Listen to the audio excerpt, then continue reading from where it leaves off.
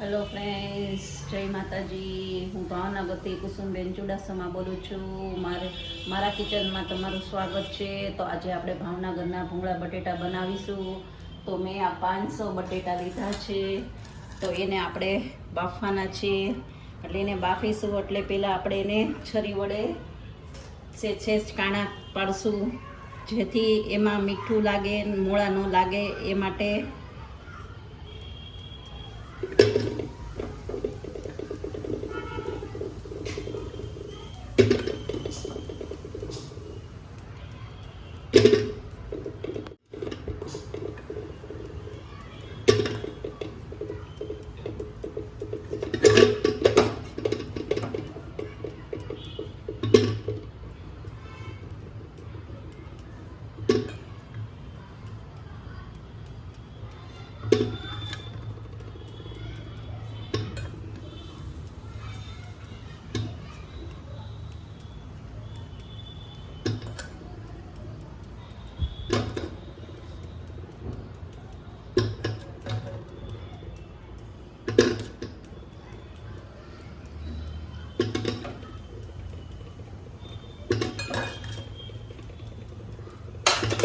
આને આપણે બાફી લેશું।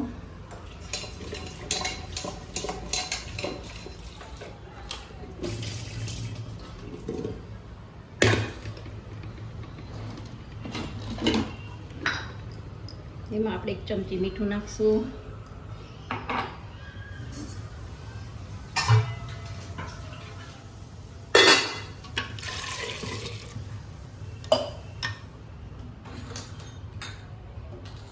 હવે એને આપણે બાફવા મૂકી દેશું।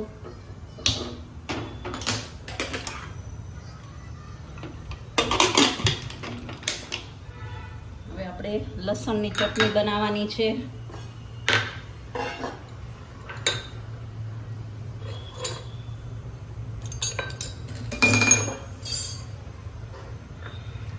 મેં લસણ લીધું છે 10-12 કળી, એને આપણે ખાંડી લેશું।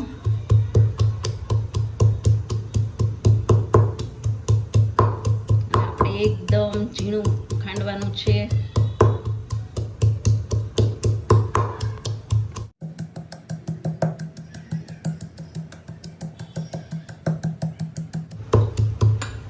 એમાં આપણે મીઠું નાખીશું।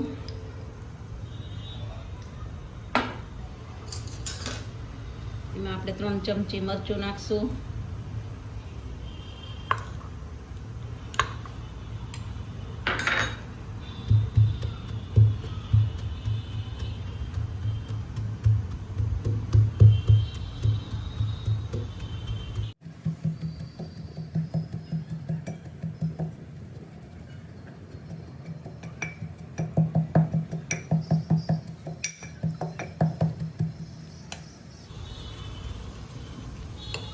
આપણી ચટણી તૈયાર છે।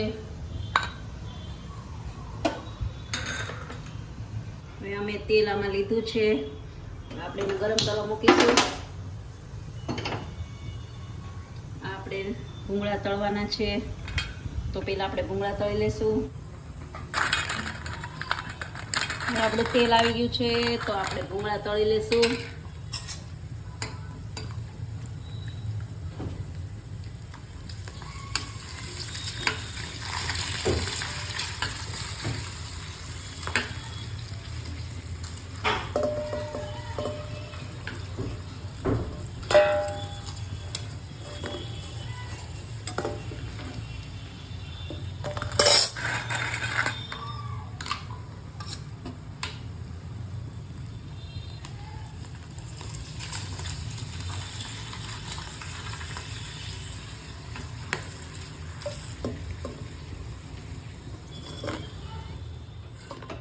આપણે બટેટા તૈયાર છે, તો હવે આપણે 2 ચમચી તેલ લેશું બટેટા માટે।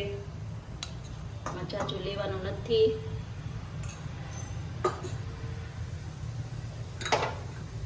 મેં ધાણા જીરું લીધું છે 1 ચમચી, નાની ચમચી હળદર લીધી છે, મીઠું લીધું છે, લીંબુ લીધું છે, આપણે ચટણી લીધી છે। એમાં મેં મિક્સ થોડુંક પાણી કર્યું છે પતલી બનાવવા માટે।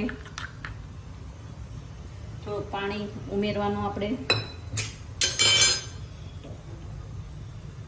હવે આપણે આ ચટણી એમાં નાખવાની છે, તો આપણે એમાં ચટણી નાખી દઈશું.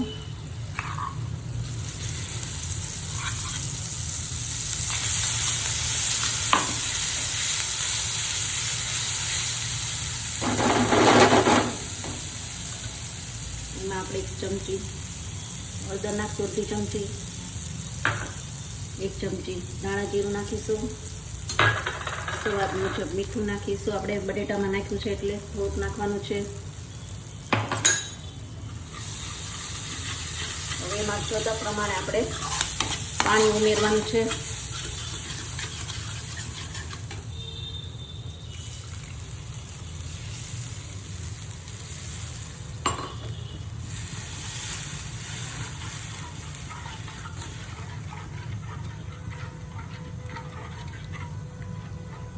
અને આપણે થોડું ઘટ થવા દેવાનું છે, તો થોડીક વાર આપણે ઘટ થવા દેશું એને 5 minute. A few moments later. એકદમ સરસ ગ્રેવી થઈ ગઈ છે. તો હવે આપણે એમાં બટેટા નાખી દેશું.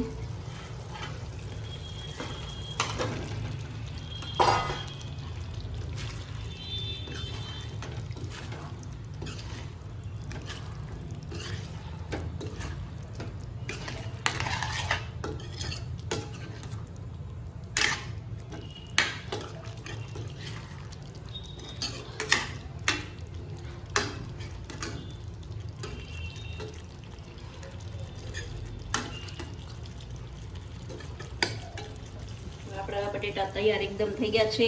હવે એમાં આપણે લીંબુ નાખવાનું છે, તો આપણે એમાં લીંબુ નાખીશું.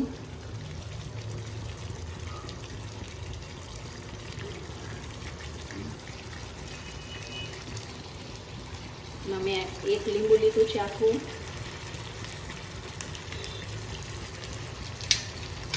આપણે ગેસ હવે બંધ કરી દઈશું.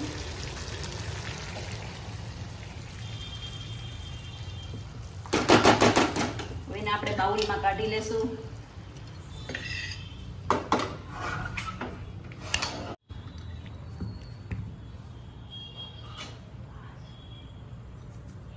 એમાં આપણે આ કોથમરી નાખીશું.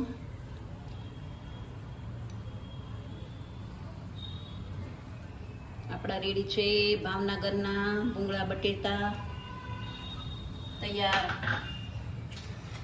સરસ બટેટા તૈયાર છે ભાવનગરના એકદમ રેડી બટેટા.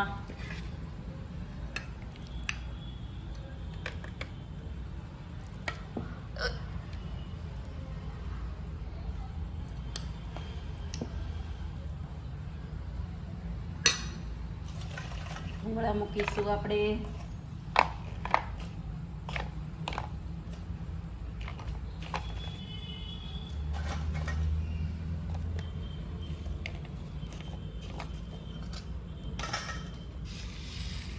આપણા બની ગયા છે ભાવનગરના ભૂંગળા બટેટા એકદમ રેડી.